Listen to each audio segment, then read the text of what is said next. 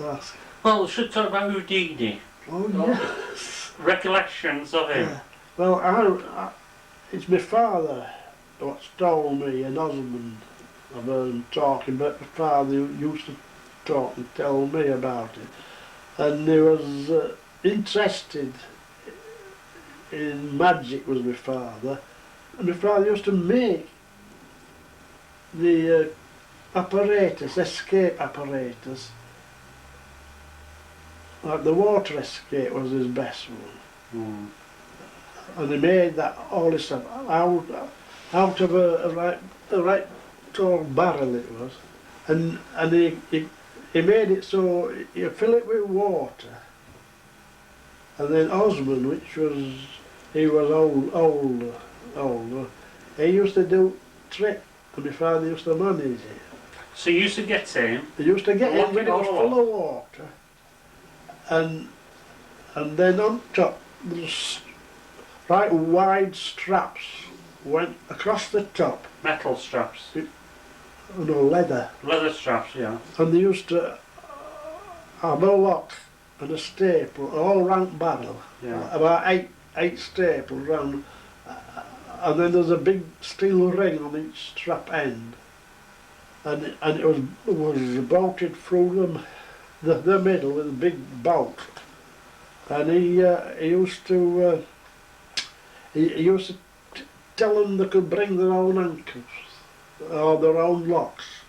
And people used to bring their own locks, or they can fasten them with handkerchiefs and fasten in knots instead. You know, they thought you're going to get out with locks on.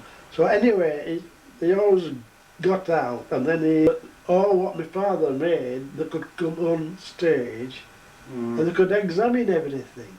Yeah. And that's why he had water put in the barrel, because people used to say, oh, there's a trap door in. Well, if there was a trap door in, hot water rush out.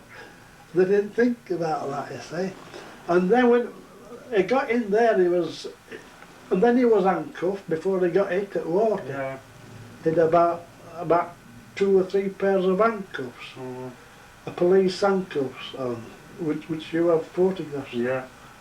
And you used to have to get in there, and then you used to have to get out of all of that. So what else did he invent?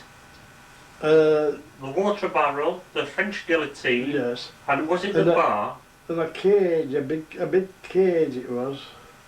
They got locked in a big cage with all bars around, and they escaped out of that. And then there was a back passel which you have a photograph of, with all them handcuffs. Yeah. And then he's run with all down his arms. Did he invent that bar? Oh yes, yes. It was called the Carl. He went under the name of Carleete. That was his stage name only. And while he called that Carleete bar, and then he used to make them. His mechanic, he got a mechanic to make them. From Lister's, wasn't he? Yes. Yeah. It was in the Monday night's local paper. It said, "Great Houdini will challenge anybody to fasten him with handcuffs," you see. Of course my father, he was interested, enthusiastic about that. And so he wrote a letter to Houdini, and he said he'd take the challenge on, and he'll fasten him. And of course Houdini, he wanted to know all about this other magician who could just do what he's doing, and better if they could fasten him. So he came over. He sent a telegram, didn't he? Oh, that was when he left. Oh, was it? Oh. That was when he left. Yeah. He came over personally. To England? No, when he was at Palace Theatre in Bradford. Yeah. It was on there. Yeah. And in local paper, yeah, to draw the audiences, he he was going to reward £100 for anybody who could fasten him. To get people to come, because it depends on his success whether he was going to stop on the circuit. Yeah.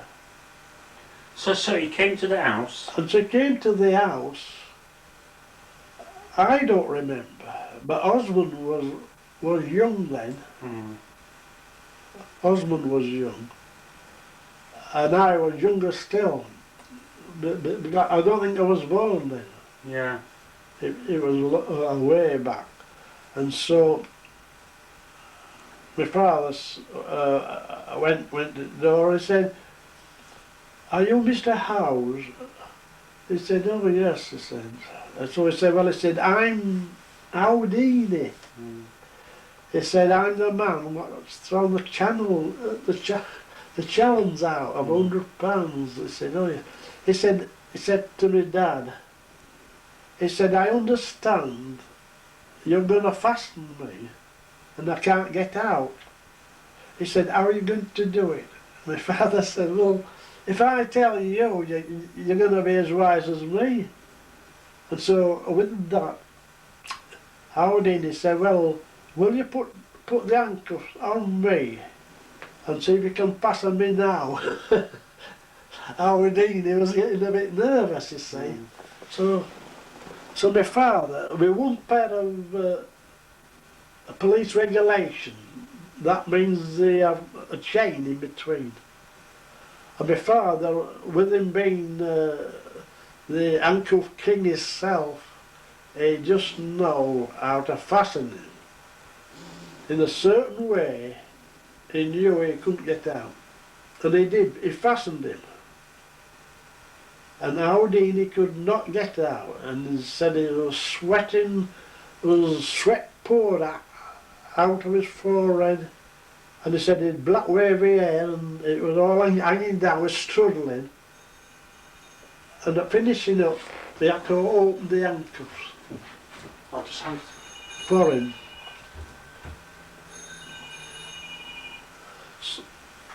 So Houdini said, "Yes," he said, you've got me beat." And so Houdini said, so he couldn't get out then? True.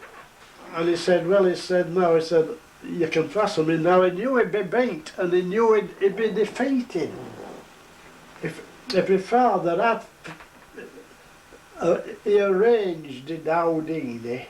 He didn't want to be fastened and not get out, so he said, would you, if he paid him so much, it wasn't the full amount, mind you, because he looked at all his tricks, did Houdini, and he bought that barrel trick off of him, and so that was another sale for my father, which he was pleased. Apart from the money what he was going to arrange over this sequel, he said, will you keep writing, answering my letters through the paper, and he said, "I'll pay all the expenses of writing backwards and forwards until Friday night at the Palace Theatre." Yeah. And so Houdini said in the paper the next day, he wrote that he'd take the challenge on. It was all arranged. You see, my father arranged to put the handcuffs on his way. His way he could get out. And it also keeps other people what was going to challenge him away. Yeah. You see. And so it was all squared up with Houdini. And so they went back, my father kept writing in that he would fasten him. Houdini wrote in that he wouldn't. You see, now that people reading that backwards and forwards, they was all fighting to get into the theatre to see who was going to win and how it was going to go on. So he got a full house, which suited Houdini for that week. It was It was a super week for Houdini. When my father went on the Friday, he said there were policemen at the door, keeping crowds back. They all wanted to get in, there wasn't enough room, and it had 2 galleries, all about 2,000 people, I think, something like that. I don't know, I was only young. I don't remember that, but he said, he went on stage, and my father just gave a bit of a speech. He said, which he'd been told to do and all mapped out. He said, I am going to fasten the great Houdini, and I'm hoping I do fasten him and he can't get out. Then Houdini got fastened by my father, see? Yeah. And then he went into the cabinet and reckoned to struggle and all like that. And then he came out, and because the North crowds, they all booed me, Dad. Yeah. No, fancy trying to fasten the great Houdini. You know, everybody knew Houdini was such a famous handcuff king. Yeah. So my father just walked up to the stage. He said, yes, he's got out on this time, but he said, I'll have another go at him when he comes to breakfast. You see. Yeah. And so Houdini said to me, Dad, said, there's a taxi waiting for you at the stage door. He said, you're all right, just get in and you can go home without any bother, like, because in them days they're all ready upheaval, you know, all ready to fight. They're all fighters in the old days. If they thought there was all against something, you see. Anyway, he got the telegram after that. Yeah. And you've got it. Yeah. I hope you keep it. Oh, yeah. You should put it in a frame. Yeah, sure, yeah. And then they can look at it without opening it. Yeah. Because it's dilapidated. Yeah, well, you've got a sellotape over it. Yes, but it'd get worse Yeah. till we kept opening it. So it was where I work. And so he said, will I go for